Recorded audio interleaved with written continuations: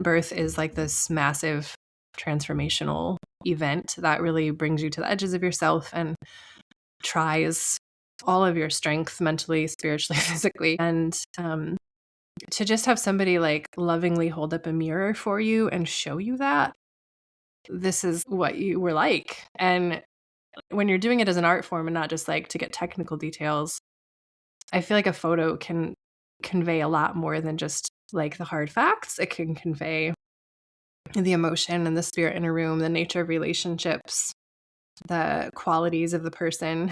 And so that's what I'm trying to do. And I do really see like it's like holding up a mirror, like affectionately, not like a harsh mirror of judgment or cold hard facts, but an affectionate mirror. It's like, I want you to see in yourself what I saw and what I experienced and what I felt from you as you labored so hard to bring your baby into the world.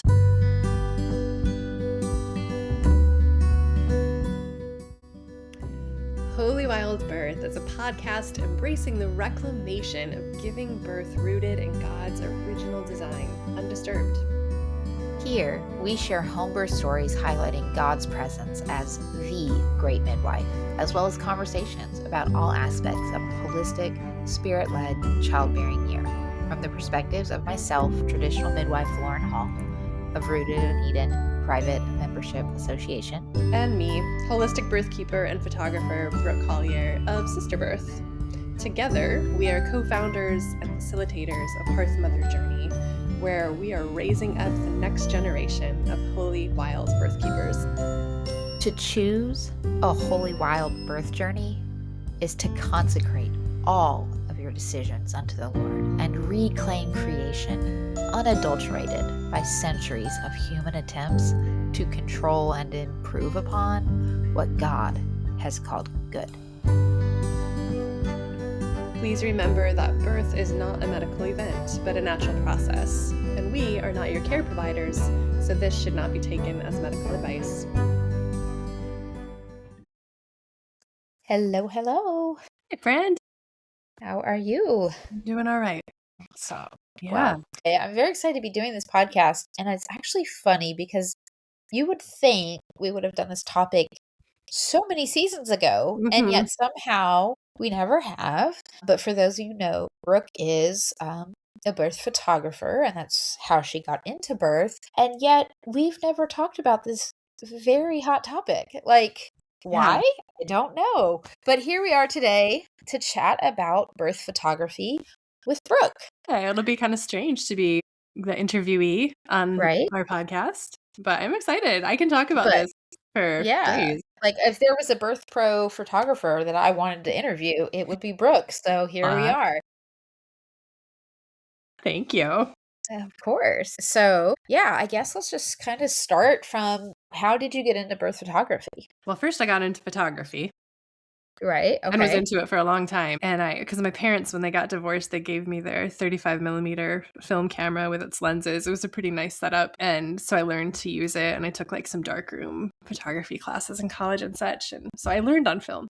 And then anyway, people started paying me. So I started doing photos of weddings and seniors and families and stuff like that. And then eventually honed in on what I called lifestyle photojournalism or family photojournalism, just kind of documentary family photography. So instead of like scripting and posing people, I was just going to people's homes and taking pictures of them doing normal everyday activities, because I found that's where I really loved it. I loved like the thing between the minutes or between the posed moments, like those little moments of like a tiny hand touching something, or like somebody's little kid's foot hanging off the edge of a chair, like all these little unscripted moments were where it was at for me, which it turns out later translates very nicely into birth photography. But I had never thought of birth photography. This was like 2010 that I was doing that kind of photo work. And then when I was pregnant with my firstborn, I went to this like panel discussion on the movie The Business of Being Born, or afterwards I had some birth professionals talking, and one of the women was a birth photographer, and so it was the first time I ever heard of it. I was on this panel, and I was like, oh, that's cool, because I valued photos so very much. And she ended up coming to my birth because she was a doula and also apprenticing under the midwife that I was going to use. So she photographed my first birth in 2011. And seeing those photos afterwards, I was like, wow, It was really powerful for me. It was a really long birth, so a lot of like missing memories and missing details. And to be able to see the story and use that to fill in some of the gaps, and also just to see like my own strength. And she even got these like straight on shots of my baby's huge head crowning. And it was kind of like, whoa, my body did that.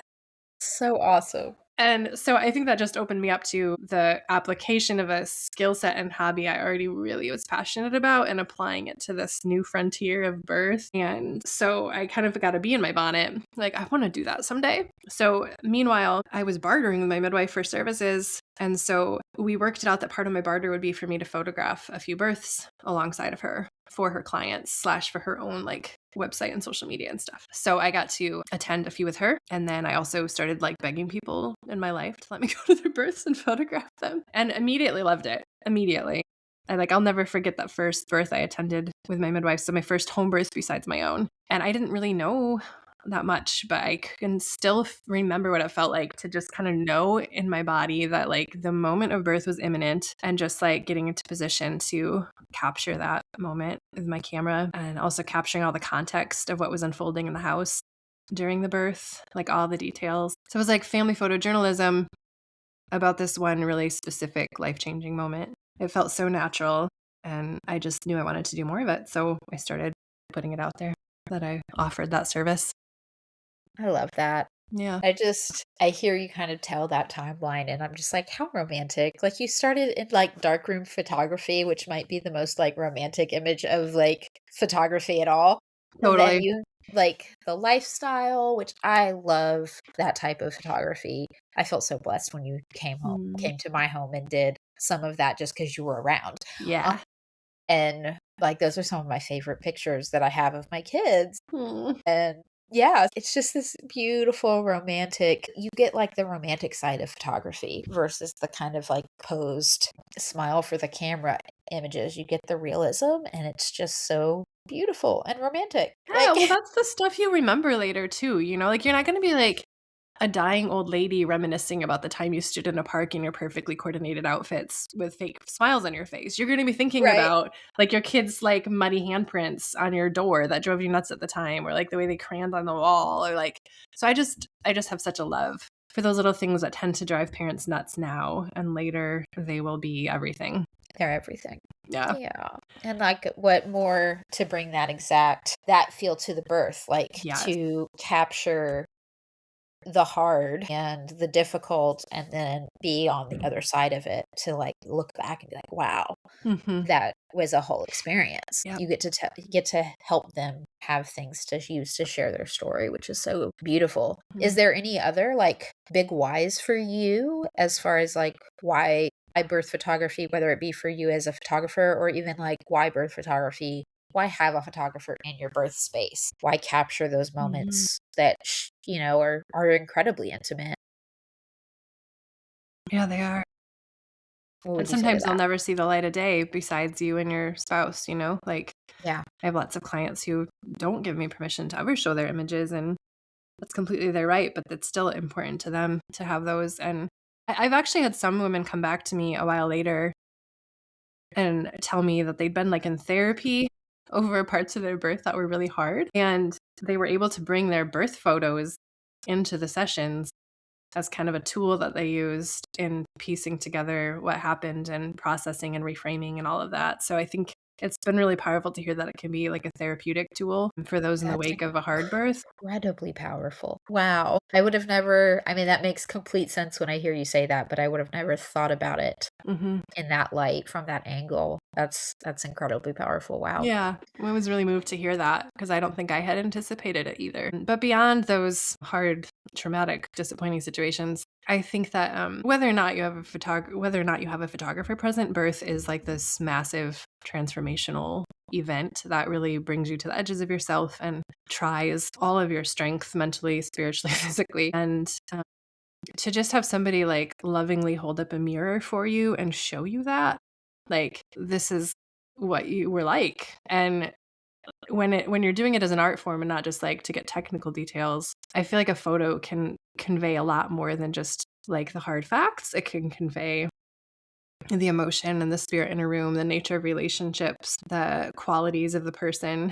And that's what I'm trying to do. And I do really see like it's like holding up a mirror, like affectionately, not like a harsh mirror of like of judgment or cold hard facts, but an affectionate mirror. It's like, I want you to see in yourself what I saw and what I experienced and what I felt from you as you labored so hard to bring your baby into the world. And I think that that can really be an important part of like another layer, I guess, of solidifying the identity transformation and the like newfound strength and capability and power that a woman often finds in labor. I mean, you don't have to have photos to get that, but I just think the photos can add to that process a bit. Yeah, for sure. As you were talking, it reminds me, and I will say this to a lot of, sometimes I just think it, but I will, even in birth, or I've told students and doulas, whatever, there's always this moment in birth where I look at that mom and I'm just like, you are the most beautiful woman ever. Mhm. Like, there's always at least one, if not multiple, but there's just this one moment where every inch of I'm like, you are beautifully and wonderfully made. Like, whoa, Mhm. look at how beautiful she is. And like you see their husbands see it, and the look of like husbands watching their wife, because they just become like they're doing some hard work, but they are just so beautiful. And I can't imagine what that must be like to be able to capture Yeah. that, like, to have the skill to be able to, like, see, I see this and I know how to Mhm. capture it with the right lighting and the right lenses and all the, like, Mhm. technical aspects of the photography world, because and I see you do it, like, you capture those moments, but I'm sure you know what I'm talking about, Yeah, oh like, yeah, would for you sure. speak to that in any way? Yeah. Yeah, and I wanna say something about the husband thing because sometimes the look on the husband's face throughout labor and at the moment of birth is so priceless, but the mom often doesn't even see it in that moment Uh-huh. because They she's don't know so it much because in her she's world and in her work. And yeah. so sometimes, like, if you play your cards right as a photographer, you can kind of, like, switch between getting the mom and getting the dad, and then she can later see on his face the stuff that she couldn't see in that moment, and that can be really Yeah. sweet too. Or, like, taking pictures of what the other kids are doing around Uh-huh. the scene if there's kids around the home birth, and then the mom can see that later too. Like, when I was looking at the birth photos from my 6th birth, I discovered my children had a snake in my house that they had caught outside and were carrying around in their pocket I in my labor, forgot and I had about no that. idea. Anyway, yes, but yeah, the moment of beauty and seeing, yeah, a woman look just, like, glowing, and, um, yeah, it's such a treasure to be able to show them that. I don't have a lot to add to what you said besides agree, yeah. Yeah. You caught one of my mom, and I loved it. You were on Zoom and somehow caught an amazing photo via screenshot, but, like, it's so beautiful of Mm, my mom, like, holding me in a really intense contraction, mhm. and I was just like, "Oh, wow." Like, the power of that is it adds, like, a layer to that relationship that Yeah. you felt it and you saw it, but you didn't, or maybe you didn't get to, like, really see it, Mm. like, to be able to see what it looks like to be embraced by your husband or your mother, or Mhm. how deeply they're caring for you. It's such a gift. It's such a gift to receive that after the birth. And I just remembered I had one photo client who told me that she had been feeling a little disappointed in how her husband showed up during the birth until she got her photos. And then she saw and Wow. he was there. Like, he was there, and she got to Yeah. see, like, he actually was showing up, and, like, somehow she hadn't registered that until she saw the pictures. Wow. Yeah. But another cool thing about having the birth photos, because all of my births have been photographed, I practice what I preach here, is my kids love looking at them. So on Yeah. their birthday, being able to pull out the album, I give every one of my clients gets an album of their birth photos. I take care of that for them so that they don't have to because they never will. So they get a picture book. You can pull that out on their birthdays and tell them the story of their beginnings and let them see that, and then they can see too like the way that their mom and dad were in those moments of bringing them into the world and what they looked like as a baby and see like everyone's delight over them and how tenderly they were held. Like it's helping tell the story for the child too of their belonging and their becoming Yeah. and how loved they are. Yeah. That makes my heart so happy. Yeah. That's so sweet. We also tell their birth stories on their birthday, but unfortunately, I don't have a ton of birth photos from everybody, but I love that. I love that. Mm-hmm. At least not professional ones. We have a lot of newborn professional, like, immediately after. Yeah. Anyway. I don't have those, so I only have the birth. I had like, even, like, immediate postpartum because the ones I had of they just went too fast, the photographer didn't make it in time, and so they, like, would walk in and be like, "Okay, Mhm. well, here you are holding your baby." That happens sometimes for sure. Yeah, Yeah. that's what's happened to me. Bummer. So, I have a lot Happened of to me a couple those. times too, Yeah, on both uh, ends, both as a photographer and as the mom. sure. But anyhow, so I guess where would you like to go from here? I feel like there's lots of discussions on birth photography now that we've kinda covered the, like, part of it and the why. Yeah. Like, how do you get into like, what qualifications, I guess, as a birth photographer, or as a professional photographer, there's a different aspect that comes, Mhm. especially if you didn't come from, like, lifestyle like you were talking about, where you've always been telling the story of photography or of family. Right, without being the scene or the people. Right. How do you move from taking senior photos to birth photography, or how is regular family photos to birth photography? Like, what is different about the actual equipment that's needed, the qualifications that's needed, the presence that's needed? What So would much. you tell someone getting into this work? Oh man, there's so many differences. Like, I guess a commonality is that you need to know how to use your gear. It's not enough to just have a good camera because a good camera doesn't take good pictures unless the person holding it knows how to use it. Even if it's in auto mode, you're not going to get the results as if you really understand how the camera works and how to use it to get the results that you want so that you can make the camera see what you see Yeah. and capture that. So that you need to know that no matter what form of photography you're in. But when you enter into a birth photography role, first of all, like you alluded to, there is no posing anyone, and nor can you really like manipulate the scene. You can't direct anyone. You can't even change the lighting. And often the lighting conditions are horrific, Right. especially if you're doing home births with families and midwives and birth attendants who understand that birth works best undisturbed in the dark. Right. Like, so, like, you're still like, I have literally photographed births by the light of candles, which is like really hard. So, Yeah. yes, you have to have a camera that can like shoot at what we call high ISO without getting grainy and super nasty looking, and have lenses that open up really, really wide. We call that wide aperture lenses. So I don't know how much to get into the tech specs, but I think it would be really beneficial for those who are photography.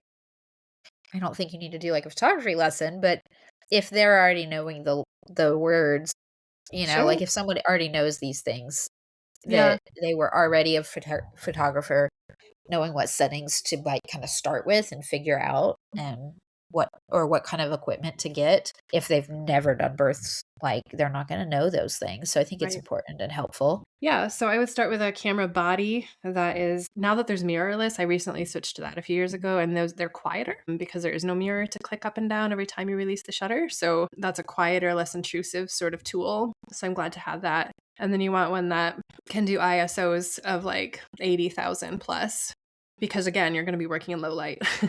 Most certainly. And then for the lenses, I like to use what's called prime or fixed lenses instead of zoom ones. And then I get ones that have an aperture of 1.4 or 1.6. So they open up really, really wide, and then you get that nice, like blurred out background, but in focus subject kind of thing going on. And again, because they open up so wide, they let in more light in a short amount of time. So they work really well in dim situations. And they're just artsy, cool looking when you shoot wide open like that. And then shutter speed. If it's really, really dark, I'll keep my shutter speed about as slow as it can be without camera shake setting in, which is a rough rule of thumb is if you have a 50 millimeter lens on, then you want to keep your shutter speed at 1/50th of a second or faster to keep from having camera shake. It's a general rule. And then when birth is imminent, I keep my shutter has to be faster because things move faster usually at that moment. Like the moment the baby's emerging and being like pulled up to the mother's arms, things are happening at a faster pace. So you need a faster shutter to keep up with that if you don't want it to be blurry. So I have to do like 1/250 at the slowest at that point if I can manage it. So those are kind of the techie specs. And then in the editing afterwards, I've learned to just let low light moody be low light and moody. I used to try to like brighten everything up, and I was like, no, but that's not what the story was. The story was that it was dark. Can I allow these photos to be dim to be dark because that's what was actually happening. And this is a controversial subject, but I refuse to use a flash in a birth room. There's a lot of professional birth Please do not use a photographers, flash in a right? birth room. Please do not use a flash. As a midwife, I'm gonna kick you out. It drives me. I just can't. Like, I've heard so many professional photographers be like, well, you just have to bounce it off the ceiling. Like, the moms Nope, don't even notice. And I'm like, just because they they're do. saying something doesn't mean they don't notice, even in their bodies. Like, they might not be Right. consciously thinking about it, but it is absolutely disruptive. So I feel Uh-huh. very strongly about that. And like, the downside of that is it does make your job harder because you're only having available light to work with. And sometimes the available light is not great, but you're also going to get a truer picture. So a flash eliminates your ability to even see what time of day it was. Like if you're bouncing a flash, you're creating so much light in that room during every image that if it was a nighttime birth, you don't even know that anymore. It doesn't look like nighttime. So then again, in editing, you just kind of have to work with the dimness if you're not using a flash. But I think that can be really cool looking in its own right. And I use Adobe Lightroom to edit all my photos. I've never used Adobe Photoshop. Lightroom itself has gotten so much more advanced that now it has this amazing ability to like clean up like the noise in a photo with just a couple clicks. So I do lean into that option sometimes in ways that I didn't used to in the past because I didn't have that option. And I always feel a little bit weirdly guilty when I do use that option, but it's there and it is really helpful in certain situations. Well, I have to say that even though most of that I had no idea what you were meaning, I think the most of that equipment stuff was incredibly helpful for those who are getting into birth. I was recently at a birth with a brand new to birth photography individual, and I had given her just a little blurb of something you had sent me a long time ago, and I was just like, hey, this is what she said, and she was like, cool, I'm doing most of this. This is really helpful. Thank you. So I know from her to pass that on, it was really helpful for her. So I'm sure that was really helpful for those who know the lingo already. Good. And as a midwife, I just appreciate you mentioning the flash and the lighting and the aspects of getting what you need and what you've been paid for by not changing the birth atmosphere. And I feel like there's probably a lot more that you could speak to around that, like the presence of being in the birth space and observing this woman in the most you are capturing her in a film. Yet we know that as a birth works best when she's unobserved and she feels safe. And so how do you balance those two things and get the beautiful art that you get while not disturbing the birth space? Yeah, honestly, it's become a little bit of an ethical dilemma for me the more that I've learned over the years about undisturbed birth and the importance of not feeling observed and how even presence is an intervention and like, should I even be doing this? Like I've had these moments of, should I even be doing this work? Like, would it be better for this mother if I didn't come in here with my camera? And I guess I see the points, and I think it's important to caution people if you're thinking about hiring someone to photograph your birth that you don't just like pick the friend who has a decent camera and would like to try it out, but that you choose somebody who has done due diligence and understanding and anticipating the movement of birth, the progress of labor, and understands like the basic needs of a woman in labor. And that importance of not being observed, not being talked to, not being asked questions. Like you can't come in being a chatty Cathy. Like when you're a photographer of families in general and you're posing people for sessions, you are a chatty Cathy. That's actually an important part of the job. But you have to cut that part out when you want to photograph a birth, especially an unmedicated one. I will say, if you're attending a hospital birth with a woman has an epidural, honestly, you can be a chatty Cathy. It's fine.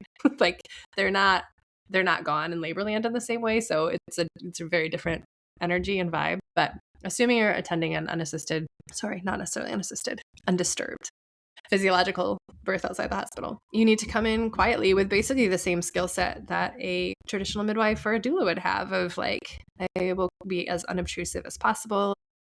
I will not speak to you. Like really, especially as a birth photographer, you don't ever really need to speak to the mom. Like there's been times when the client and I have had like such a positive relationship that she's actually like looking forward to my presence in the room, just kind of like as a sister or friend, not just as a photographer. And so she may like look across the room at me and make eye contact at certain points. And at that point, I will absolutely like give her a reassuring look back or say something very simple and short and encouraging. But otherwise, it's kind of being a fly on the wall and knowing how to like stealthily move about. Don't wear anything attention grabbing or bright, hide around corners, learn how to take photos from odd angles while like crouched behind a bed or on the other side of a door or through the crack in a window. Like you get creative so that you can give this woman as much space as possible while still getting the shots you need to get. So it's like spy photography. Kind of. Yes. Yes. And then there are the moments where I come in really close to get some, especially right after the birth, to get some shots of the mother and baby, but I try not to talk. Even when the baby comes out and everything in you wants to be like, oh my gosh, yay, so exciting. Like, I'm like, zip your lip, Brooke, don't talk. Like, I want that baby to hear their mom and dad's voice, not mine. That is not my job. My job is to take silent photos while they do that.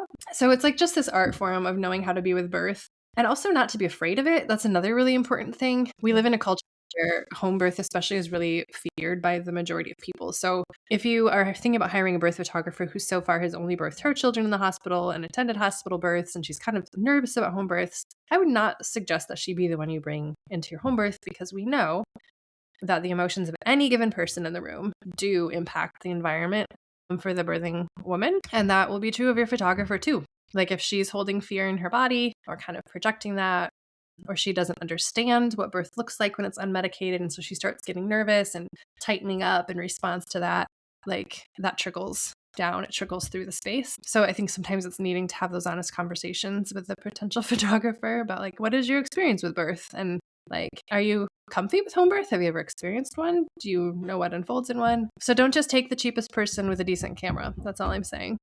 That's such good points. And I have definitely been in some birth photography or birth rooms with a photographer that was very much not ready for that and was like flipping on a light and, making noise or trying to like make themselves comfortable in the space because they were absolutely uncomfortable. And then I've been in quite a few birth rooms where you could tell that she understood. Even the brand newbie one that I'm like, I was like, "Are you sure you've never done this before?" Because she was spot on. That's Like she awesome. understood the assignment. So I would say like it's not necessarily whether they've done it before as much as like Yeah. do they check out the person and like do Mm-hmm. they understand birth and do they understand like the environment that they need to be helping to cultivate, Yeah, that's because true. it's so important. It's so Sometimes they important. can be brought up to speed pretty easily too Yeah. if they aren't familiar. Like I often tell my Embrace Birth Journey students to read this really short, tiny book by a South African midwife, Ruth Earhart, called The Basic Needs of a Woman in Labor, and just give a copy of it to every person they think is going to be in their birth space. So, Yeah. photographer, like have her Or read make that them book. listen to your podcast. Yeah, I did record the podcast, so we can link that in the show notes too. Ruth gave me permission to do that. So, because sometimes like men especially don't want to read a book, so I was like, Ruth, we just record this. Anyway, it's such a short read. It's not like a big commitment. So just I would have your photographer read it. Like take that and read it as part of a preparation for coming to your home birth if that's not familiar for her. Because sometimes that's all it takes. They just need to be made aware and then they can easily comply. Yes. So good. So good. I was definitely not meaning that as a counter to what you said. I was just saying like I have seen a brand newbie and I've also seen women who, oh yeah, I've done lots of birth photography. And I'm like, you shouldn't be. Yeah. Yeah. No, it's a really good point. Yeah. Have some interview them like you would a doula Hmm. and get their birth philosophy and whether they're afraid of birth and whether they're Hmm. like, are you comfortable with her? Like, can you be Yes. yourself Yeah. in front of her? I've also seen, so I have a question because I've seen like a mom that was very much oh, I see a camera, I have to smile for the camera type of personality, like Hmm. very much she has a presentation for the world and that's just kind of who she was as a person. And that came up every when the birth photographer would come into the room, and this birth photographer was fabulous, and she would notice it and she would leave because she would notice how Yes. she was like, I'm going to get a few pictures, but like this is shifting the birth Mhm. flow. How do you have you ever seen that? When have you experienced that, or what would you say even how do you pay attention to that as the photographer? Like, so that you know when to leave the room if that's happening, or how do you support, like, what would you say to that topic? It's such a good one. I can totally imagine some people I photographed who have that same thing going on. Like, there's a camera here. I'm very conscious of it, and I'm presenting myself for it. Like, even in Uh-huh. labor. Even in labor. So I don't know. Partly, I think it's intuition and case by case, but like, I'm thinking of one person who like that's just so how she rolls through all of her life. I'm like that just might be her normal. Like I might not need to fret about that being disruptive for her because she like relishes it, and like so it might not even be a hindrance for her. But then there's the other kinds of women who like aren't really that way in general. Like they're not performers, if you will, but Uh-huh. they just become very self conscious when the camera's around, and Sure. you can sense that. And then I think doing less photos when they're in the like earlier stages of labor and still have that ability to be self-conscious can be useful. And then increasing the how closely you move in and how often you move closer and the number of photos you Right. take once she's so deep in the land that she's no longer able to have that self-consciousness as clearly. But it is hard to see that when you're like, I'm wondering if this is disrupting the labor flow. Yeah. I don't have like a rule about it. It's just kind of an intuitive. Maybe just something to be aware of that could be, because I watched her. She is like that, this particular mom that I'm thinking about. That is how she lives her life. She's very much, and it did affect her, but it did it because it was almost like she went into I have to perform this labor now. I have to use all my strength in a way that is, I don't know.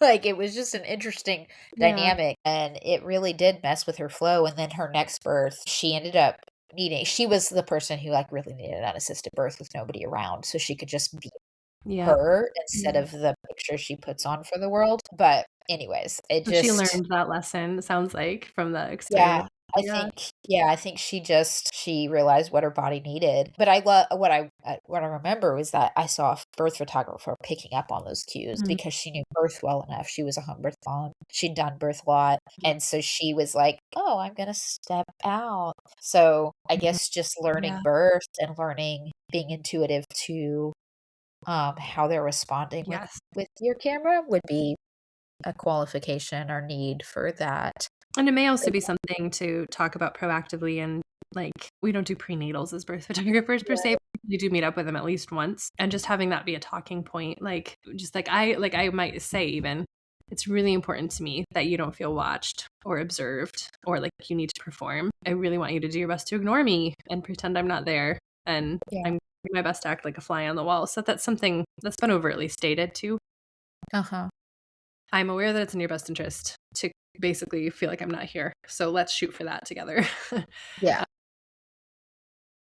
What are your thoughts about, like, when to show up for the birth, like, the on-call lifestyle aspect of birth photography that's obviously not present in other types of photography? Mhm. What would you say to those kinds of things for someone trying to get into this work, Yeah, if or you for a wanna mom asking questions about that? Mhm. Yeah, if you wanna be a birth photographer, you have to expect that you're gonna live a life like what a doula or midwife lives in terms of the on-call stuff and the babysitter and the childcare needs and the, like, lost sleep and the keeping your phone on all the time, and it can't be optional, you can't be casual about that, you need to be dependable. They're paying Yeah. you not a small amount of money usually to come do this job for them, and you can't just be like, "I don't really feel like getting out of bed," or, "Oops, I left my phone on the other side of the house." No, you have to be on call. And honestly, if you're looking at the price tag of birth photography and getting sticker shock, that's usually why it's that on-call piece that's creating the need to have prices like what they are so that she can make herself available in that way so completely and not a drop of a hat.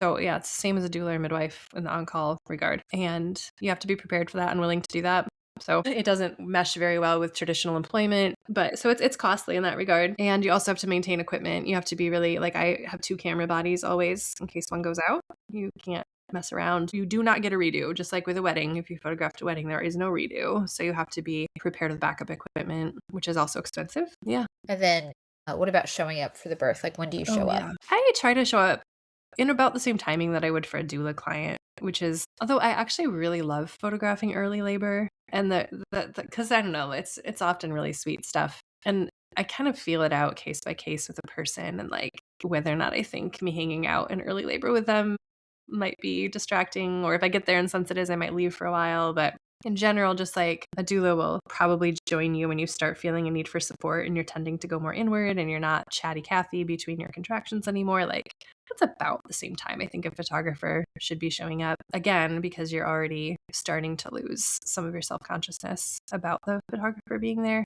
And that feeling that I just find women have when they have an on-call team. It's almost every woman I know struggles with this, the feeling of, now that you're here, I better hurry up and get this baby out, or like, I feel so bad that I'm keeping you from things, or whatever. Like, let's avoid putting you into that mind space by not having me be there in early labor. So we keep in touch a lot via text. Like, I'm in labor, and together we kind of decide, does it seem like a good time for me to head over? Do you ever like discuss that with the husband or someone else, like who's going to be calling you instead of mom, like you were with? Yeah, the dads. I like to meet the mom and dad before, because I don't want to be a stranger waltzing in. Yeah.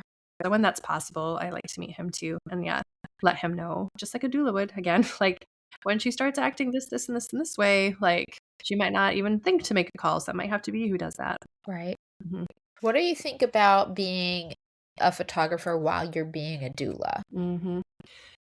So I do that, and I actually feel, and this might just be personal for me, but they're two really different, like, I mean, there's obviously the overlap, but also photography is like creative seeing, it's art and it's technological. And then like being a doula is like emotional support and this hands-on like touch and presence. And there is overlap, but they're also different skill sets. And so for me, I had to have a season where I put down my camera and tried to only be a student midwife or only be a doula, like without my camera being on like part of the equation at all, so that I could learn that part too. So I found it helpful to learn one and then learn the other and then blend them together. And I think a lot of people do that, and they might do it in opposite order. Right. Now it's pretty easy for me to blend them together. And in fact, like there's that old adage about how midwives knit in the corner. I like to think that my camera is my knitting. It's like a thing that I can busy my hands with and my eyes with that keeps me from like feeling like I need to meddle in the birth process in any way or like be useful. Like it keeps my hands me occupied in a way that I'm still attentive. So yeah, I'm attentive but not interfering. Sure. So I guess if some family were to hire you as a birth keeper or doula and a photographer, how do you tell them, like, if you need me here, I can't be also getting which do you just talk to them about, like, which is more important to you? Is it like per family, or do you have a, like, if this is happening, I'm obviously going to have to use my hands and not my camera right now, or like what does that look like? My general stance and what I have written up in like the agreement we sign and stuff is that my hands being useful to you trumps my camera being used. Like that usually seems like the right order, but it's definitely also a conversation. And if they have preferences that are different than that, I would definitely want to honor that. Cool. It works pretty well because like, especially the kind of birth attendant I am, it's not like I'm like physically on people all the time. Right. Exactly. I can dip in and out doing like bringing a drink or a snack or doing a hip squeeze or rubbing their back and then pick up my camera from a few feet away and take a few shots. And I'm never in the photos, which is kind of a bummer sometimes, but so I figured out how to write myself into the story in a way that feels authentic or okay, I guess. I mean, I know people will set up like a tripod and take a picture of themselves in the scene, but I just, for some reason, that feels really awkward to me. So that feels really set up. Well, this has been so informative. I guess my last just kind of thought that I have is about the sharing of photos and like the ethics around who owns the photos and when they get shared and all of those kinds of things. Could you maybe speak to that really quickly before we wrap up? Yeah, as I'm thinking about it, it could probably be an entire episode on some other podcast, but so because there's the ethics on my part as a photographer and then the mom's like ethics regarding copyright and stuff. So I personally have a multiple choice model release form that I send to all of my birth photography clients that allows them to tell me in quite a bit of detail which types of images or specific images even they are or are not okay with me sharing and in which ways. So they have like full, and that's, I don't think I'm even like legally obligated to do that, but that just feels right to me ethically because they have photos of such a deeply intimate thing that I feel like she should have a high degree of say in that. But that said, technically, like under US copyright law, the photographs belong to the person who created them, not the person who's in them. So I am the owner of the photograph. However, I just personally have decided I will not share unless I have given permission. You still need to give me a model release. And I let you decide what you're giving a model release for in more detail than I think some people do. So there's some people whose birthday photograph that never see, like no one ever sees them. Yeah. And then there's others who are like, you could use the photos inside of a course, but not on social media, or you could show them in an example photo book to a client so they can see what the final product might look like, but please don't post them on Facebook. So like things like that. And other people How does it work that they're purchasing the photos from you, as far as like they're still allowed to share their photos that they've purchased from you? Yeah, like they're allowed to share them. Yeah. So they purchased the service and they purchased the images, but they didn't purchase the copyright. So they can, people like, again, this is kind of more linked into the law a bit, but you can purchase the copyright and get permission to do other things with them. But like, for instance, technically, if I photographed your birth, Lauren, and then like Baby Center came to you and was like, can we use your photo in this article from your birth? You would have to say, you need to ask Brooke. Right. You wouldn't have the right to tell them yes without first getting my explicit permission and or them purchasing that right from me. So a lot of people don't know that. So it doesn't get done that way very often. I think it's just ignorance. I don't think anyone's trying to take advantage of anyone. They just don't know. Absolutely. It's just like the creator of the art. The painter owns the portrait because they painted the portrait. Right. Precisely. Yeah. So it just is another place where we need to have trusting relationships with our clients and mutual respect and check in with each other. And I also personally don't like to post very explicit images on social media. I'm not even using social media hardly at all anymore, but even when I was still pretty choosy about what types of photos I would put on social media, even if I had full permission to share, because I want the world to see birth photography, because I do think it starts to shift our perception of what birth can be, away from something that's medical and clinical and sterile and scary and painful to something that is rich and beautiful and sacred and spiritual and relational. And I think it's important, but I also have a bit of a modesty threshold, I guess, for what I think should be like out there for everyone. And one last note, I know we're so low on time, but I do feel this is really important. One downside of photography that I'm currently concerned about is birth photography can contribute to the perception that birth is this smooth, picture perfect, like aesthetic, Pinterest board worthy, like pristine event, because it's just giving you abbreviated tiny little snaps of time. It just inherently cannot, even if it's video, show you the wholeness of birth. It can't. And of course, the pictures we are sharing are not the ones that are the messier parts usually. So I do have a little bit of a concern about the narrative that birth photography can contribute to that may set up unrealistic expectations in women about birth. So I just feel like our listeners need to know that, like, when you see birth photos, no, you're not seeing the whole thing. Like, no, there's always more to the story. Know that like that picture might look beautiful, but what was going on inside that woman at that moment might have been really hard. She might have been like really struggling, and that might not show up. So don't let it like color your perspective too entirely. Yeah. Okay. That's such a good point. Well, when is your course on birth photography? I've been asked that. That's so far, no. I don't think I will. So far, Birth Becomes You does a lovely job of teaching these skills along with the doula flavor. So I do appreciate them for that. They do teach Flash. That would be my one complaint, but otherwise I really appreciate their work. So if somebody does want to learn more, that would be a good resource. That's awesome. Well, I think it would be amazing to see you if you ever get be in your bonnet again about it.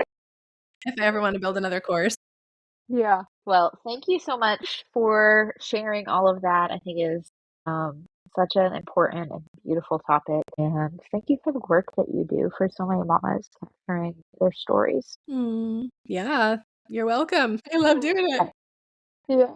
All right, friend. I will talk to you later. Okay, sounds good. Bye. Okay, bye.